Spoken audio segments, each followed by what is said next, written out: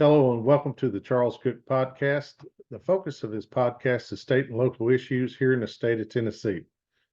Well, today I've got a pretty hot button issue that I want to talk about, and there's good people on both sides of the issue, and it's you know we're it's a topic that people are passionate about. They think that many people believe that we need it, and but so we're going to talk about it today. And so this is um, basically we're going to talk about the need for a term limits and for Congress. And as I say, the focus of this podcast is on state and local issues. Well, it is a state issue here in Tennessee. We have a bill coming up, and we've already passed legislation uh, for the purpose of calling a Constitutional Convention, Convention of States, whichever term you want to use. The state legislature has already passed that. And now we have the attempt to add an amendment for term limits. So we're going to talk about this today. And as I said, I'm not here to bash anyone on this issue. I believe there's good meaning people on both sides, and then I believe there are some people who are behind the scenes driving this that are not trustworthy and they have other intentions. But I believe a lot of the people who are working towards this have good intentions, but maybe we all don't understand the risk of things. So a few months ago, got the local newspaper and I picked it up and was flipping through it, and I seen an article in there, and the article was titled "The Need for Term Limits." And so I'm not going to tell you the legislator's name. Uh, I believe he's a good man, and I'm not here to bash him. I don't want anybody else bashing him. So I'm just going to read the article and let it go at that, and then we'll talk about the thing. So, uh, like I said, it's called "The Need for Term Limits," and it says there has been a lot of talk recently about the increasingly elderly members of Congress. Americans are looking for some fresh blood on Capitol Hill. Some have proposed the ideal of age limits to address the issue. The truth is, if there were term limits in Congress, we wouldn't be seeing these issues. You see, without term limits in Congress, the leaders get chosen based on their tenure and how much money they can raise for the political party. Newcomers can't come just in and make such big difference in a short time. On average, it takes members about 18 to 20 years before they can get a chance to lead a committee or take on leadership role. Excuse me. In other words, they are compelled to spend an equivalent of a career just to get their career off the ground. This is discouraging and many talented individuals for running for Congress because they don't want to abandon their careers just to follow the party orders for 2 decades in hope of getting a leadership appointment.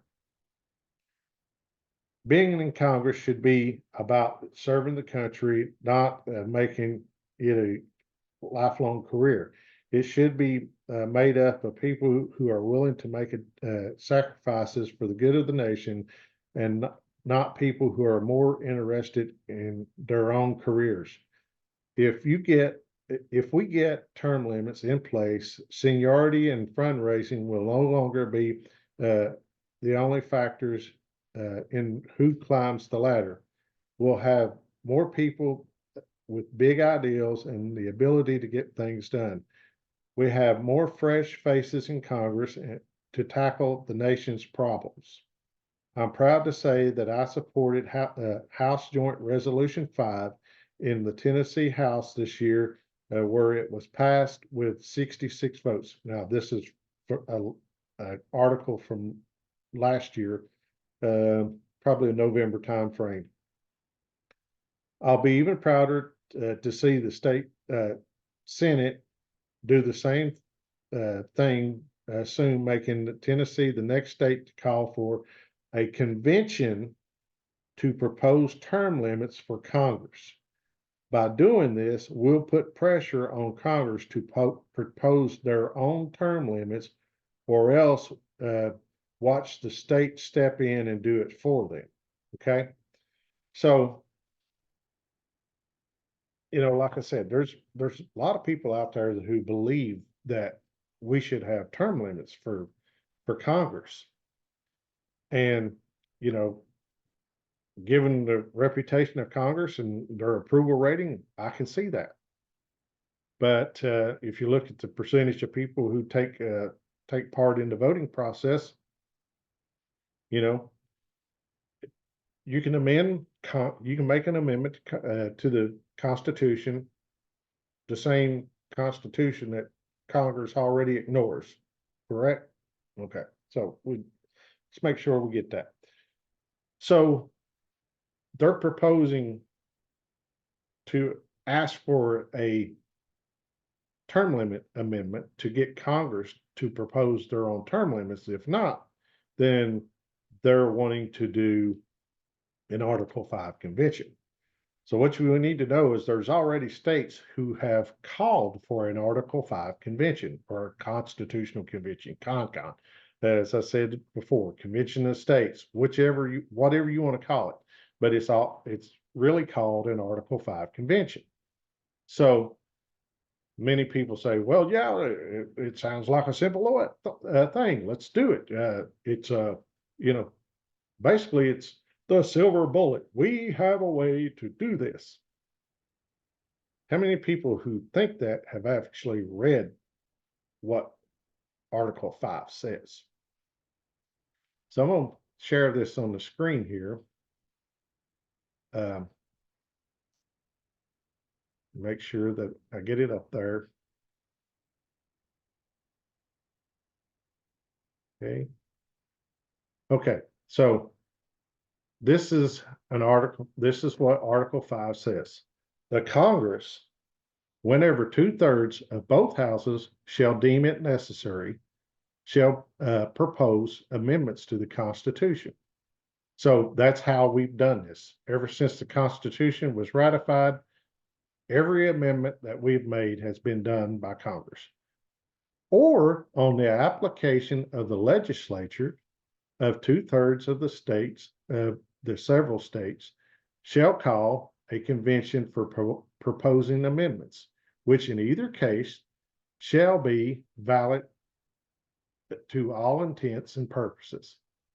As part of this Constitution, when ratified by the legislature of 3/4 of the several states, or by convention of 3/4 thereof, as the one or the other mode of ratification may be proposed by Congress, provided that no amendment which may be made prior to the year of 1808 shall in any manner affect the first and fourth clauses in the 9th section of the first article, and that no state without its consent shall be deprived of its equal suffrage in the Senate. Okay, so that's what Article 5 says.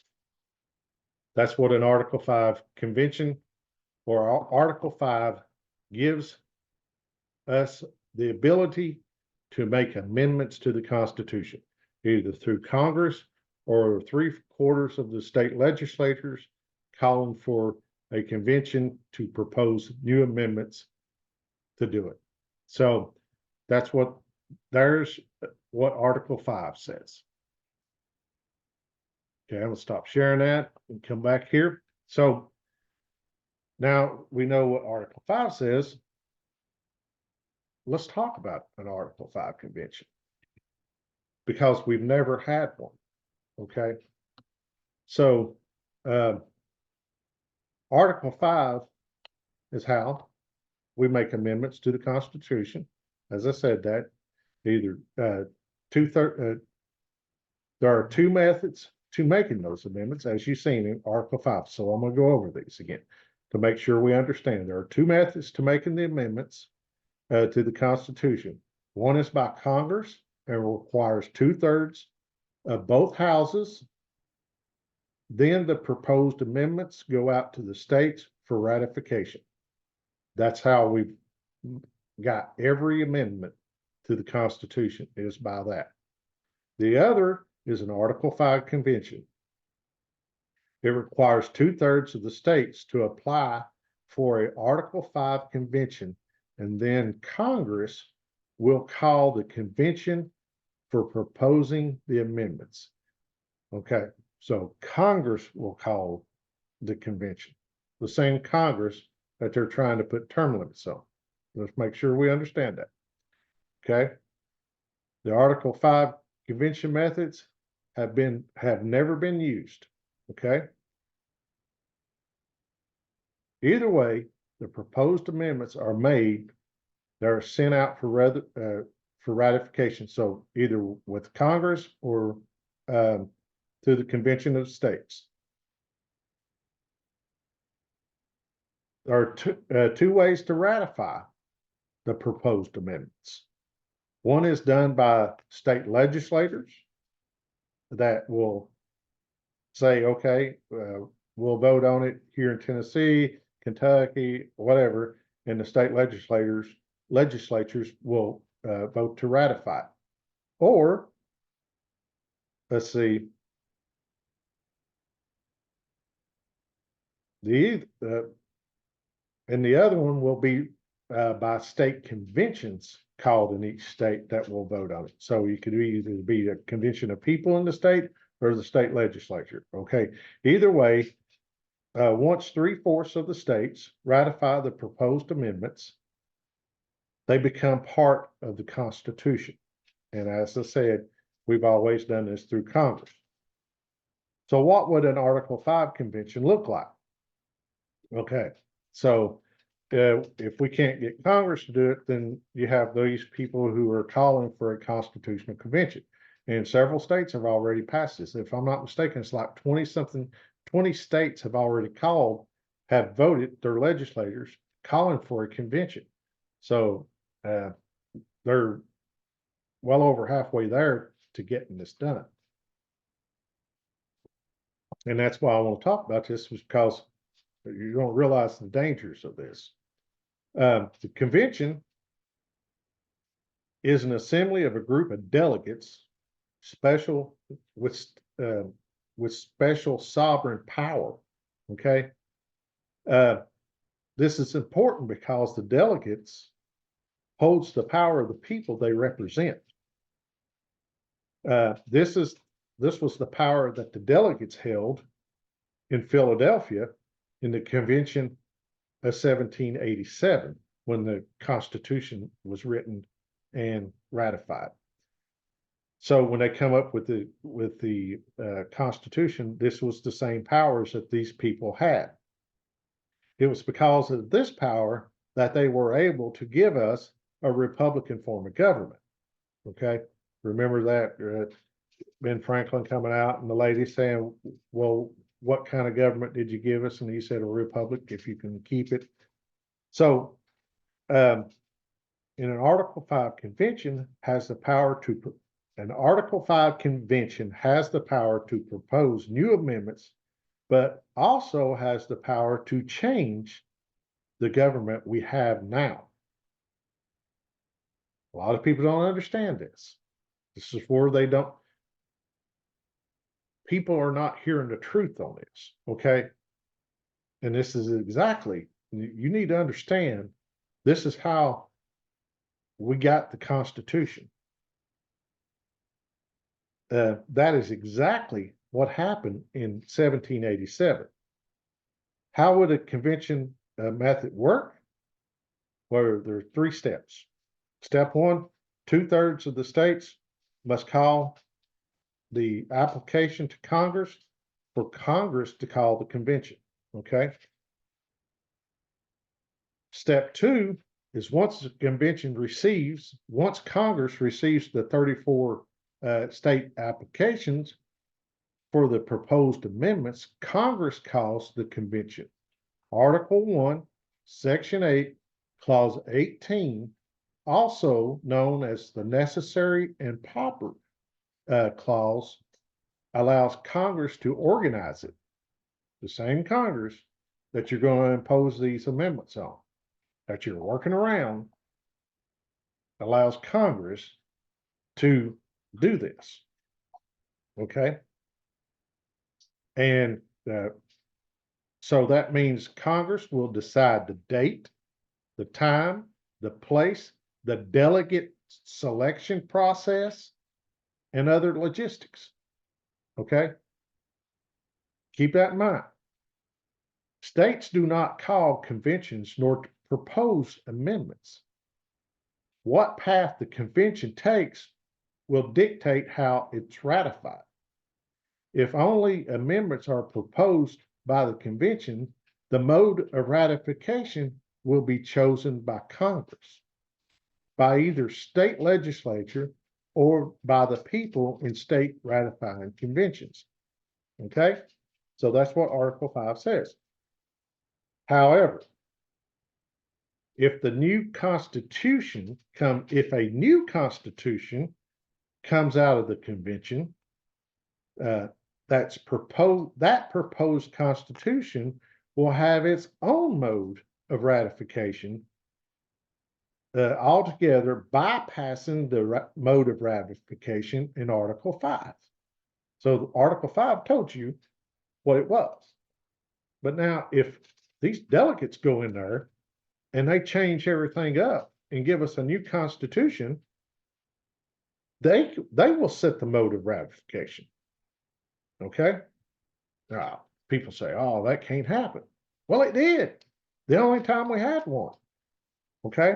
Our current Constitution had its own ratification process found in Article 7, not the one that was laid out in the Articles of Confederation in Article 13. Okay? This is why our founding fathers, after the 1787 convention, warned us about the dangers of the Second Convention. James Madison said, the father of the Constitution said he trembled at the thought of another constitutional convention because they knew how dangerous, and they know what they did. Think about our founding fathers, what they did, and gave us a constitution. They know what could happen. And we're going to cover this a little bit. So those dangers are still there today. They're real. Okay. The Articles of Confederation was America's first constitution. It was ratified in 1781. Okay. 1781, the Articles of Confederation was ratified.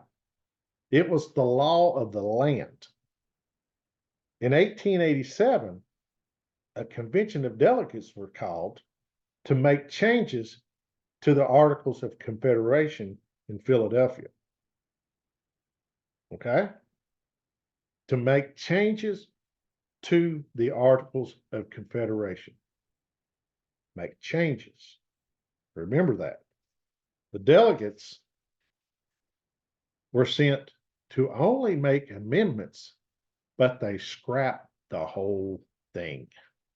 This is our founding fathers from 13 states, not 50. Okay? They also changed the mode of ratification from 100% to 75%, or 3/4 of all states. Rhode Island refused to send delegates to that convention.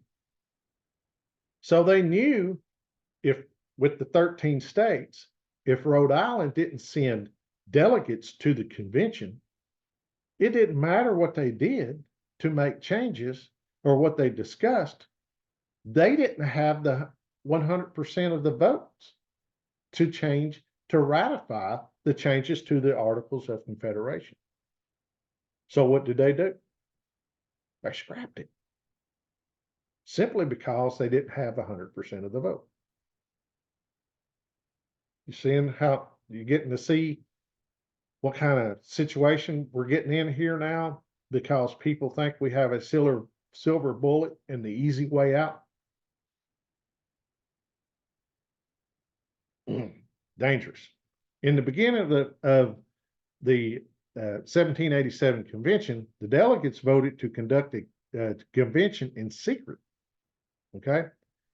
So once Congress calls this, the delegates can do whatever they want to. Once it's called and the meeting starts, they can do whatever they want. They also voted to set aside all rules and guidelines. This is our founding fathers. Okay. We were talking about people like Benjamin Franklin, James Madison, George Washington, and others. Okay. Those guidelines were given by the state legislatures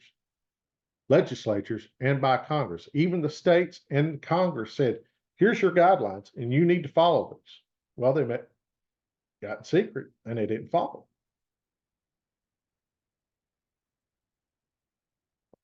Yeah. From there, they proceeded to write a whole new constitution and new ratification process. So this is how we got our first constitution. The Articles of Confederation were very important. Articles of Confederation are very important when thinking about the Article 5 Convention. It was perpetual and required 100% ratification of the state legislatures. So what does it say for the convention only being called for the balanced budget amendment or congressional term limits or reducing the size of government? You know, term limits, balanced budget amendment is, if you've ever looked into the balanced budget amendment that they want, that's another one of the amendments that Congress has to balance their budget every year, like the state legislatures, like the state of Tennessee, they have to have a balanced budget. Well, the balanced budget amendment that they proposed basically says that at a time of war, it goes out the window. So how many years in the previous century, the 20th century, did we not spend in a time of war? So all those years, the balanced budget amendment would have been out the window. It wouldn't have mattered. Now, how many years, and starting with the year 2000 to now, 2024, have we not been in a state of war? I mean, you had Donald Trump use the War Powers Act to make ventilators during COVID. You got Joe Biden trying to use the same war powers thing because we're in a climate change war, trying to force companies that make heat pumps and stuff to abide by regulations that he wants, bypassing Congress. A time of war, state of war. Congress has only Congress is the only legislative body that can declare war. But we haven't done that since World War II. So that balanced budget amendment's gone. It's useless. And yet we put in our Constitution at risk for something like this. So think about this. And our term limits. We're going to cover a little bit of this too, because our problem is we've made too many amendments to the Constitution that caused this problem. Okay. So, and then what if they say, okay, to ratify this amendment, just as our founders did with the Constitution, with this new proposed Constitution that we come out with, remember, you got 50 states showing up, delegates for 50 states. Do you really trust these people? I mean, you really think about this. Who We don't have James Madison and George Washington and Ben Franklin and people like that anymore. Who is going to show up at these conventions, at this convention? From 50 states now instead of 13. They can change the whole ratification process. They can make it 51%, or maybe even by a popular vote. We see that being pushed now to do away with the Electoral College. Maybe that gets scrapped under an amendment brought up or something. I don't think people realize the dangers of this. Okay, so the 1787 convention shows how quickly the rules can be set aside for everything to change the process once it starts. Okay, California governor wants a 28th Amendment for gun control. You know, you got 50 states, delegates from 50 states. What kind of compromises are going to be made? Millions of dollars have been spent trying to get this Article 5 convention. Why is that? Why is people with very deep pockets spending money to do this? These radio talk show hosts that are really pushing this, how much of their money are they getting from it? From doing advertising and stuff on their talk show, supporting them to push the issue. I'm not saying anything. I'm just saying you need to think about it. Why not spend those millions of dollars removing the bad politicians from office? You know, if you don't like the Dianne Feinsteins and the Mitch McConnells, the Chuck Schumers, whoever, those have been there forever, why not spend that money in their election race and try to get them beat? Why not spend the millions of dollars to educate the people about what's happening to get people involved instead of these media outlets only covering what they want to cover? Why are so-called conservatives pushing this idea? Why are they being paid to push it? There's many conservative groups and organizations that are benefiting from this big time. I know it for a fact. And they're really silly to think that nothing can happen. If you look at history, you know it can happen. It's been proven. That's why Madison said he trembled at the thought of it.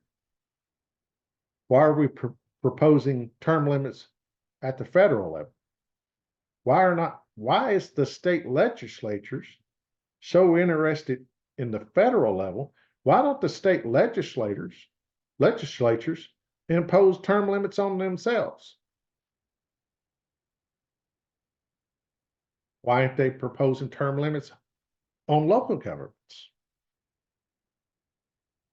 Do they not think the same thing that was being said about the federal government? You know, congressional Congress is not the same thing in the state legislature or at the city council or the county commission levels?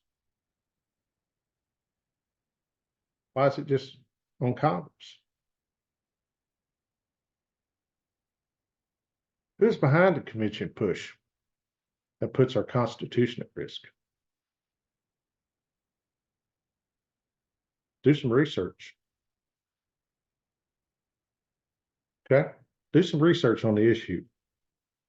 Now, let's talk about the issue of people being in Congress that have been there for so long. What many people don't know is in the Articles of Confederation, there were term limits in the Articles of Confederation. And our founding fathers Didn't put them in the Constitution. Why is that? Because it gave you an opportunity to do it yourself on the people that you voted for at the federal level. But we amended the Constitution and created the mess we have today.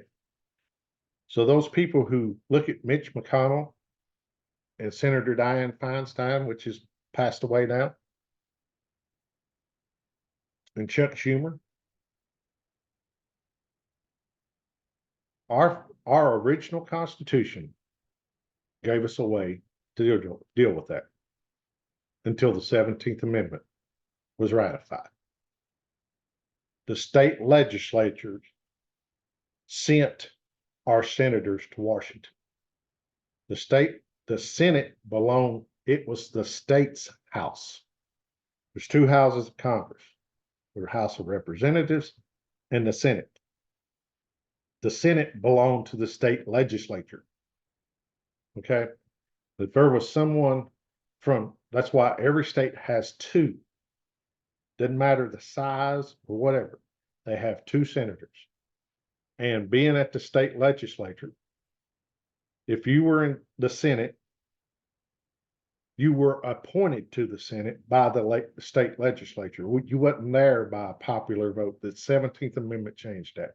So therefore, if Mitch McConnell having the health issues that he's had, or Dianne Feinstein, the state legislature, California or Kentucky, could have said, okay, we're going to recall this person and replace them with someone we select and replace them because they have health issues and we don't think that they're there making the right decisions. They're, given their health, they can't be making the right decisions. We can see what's happened. But we made an amendment to that and changed it and gave them 6 years by popular vote. If we would have left that alone, half of the House of Congress would have been fixed. And then the other half, you have the ability by our founding fathers to give us an opportunity to replace them every 2 years. So if someone shows up like that or not doing what they want to do, we have the opportunity every 2 years to replace them. That's what our founders gave us. That's why the House of Representatives is called the People's House, because the people selected those representatives. And the state legislatures picked the Senate. You had the people and the states, both houses had to pass the whatever was proposed to go to the president to be signed. And we've made too many amendments. So why don't we start by repealing the 17th Amendment and putting it back to the people, to the states, and letting the state legislatures start sending their representatives to the Senate. They're Senate members. Pretty simple. Instead of putting our whole Constitution at risk with these Article 5.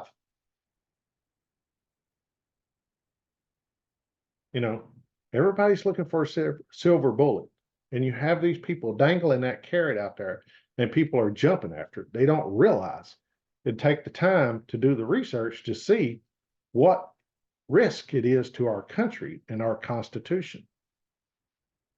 And like I said, there's good people on both sides. But I think we really need to look at this and really think about this. Is it worth it? We can't get Congress to agree on most things, and most things that they do agree on is bad for us. So if you get a convention of delegates to get together from 50 states, what's the chances of them agreeing on something? And how bad will it be for us when they do agree on it? Think about it. Do some research. And I think you will change your mind on this. I mean,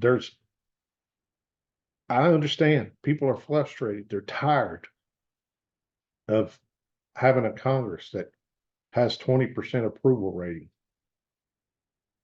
But it's always the other ones, not mine. Mine's good. It's the other ones that's terrible. And many of them don't even know their voting record of their own, you know, member of Congress. So with that, I hope this gives you something to think about. I think it's coming up for a vote in the Tennessee Senate here probably next week. It was supposed to have been done last week. And, you know, as I said, Tennessee back in, I believe maybe 2015 time frame, have already voted to call for an Article 5 convention. Best thing we can hope for is hope we can find someone who could sponsor a bill to repeal that when people can understand the risk that it puts our country at. Okay, so that's what I got on this. I hope you will take time to look at it and do some studying into it. I'll tell you a great wealth of knowledge on this issue, and they got some great videos online to do some research. It's called the John Birch Society, jbs.org. Go to their YouTube page and John Birch Society on YouTube and start looking at some of their videos and stuff. They have a great wealth of knowledge on it. They've studied this stuff for years and years and years.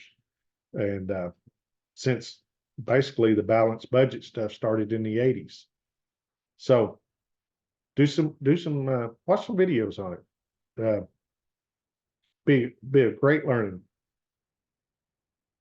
lesson for you. Build your knowledge on these things. Okay. With that, God bless you. Have a great day. Stay warm. I hope we have a better week this week. I think we're going to. We may have some rain roll through. So our winter snow is going to turn into winter mud, but it's better than 0-degree temperatures. So with that, I say God bless you. Have a good day, and we'll see you on the next podcast. Bye-bye.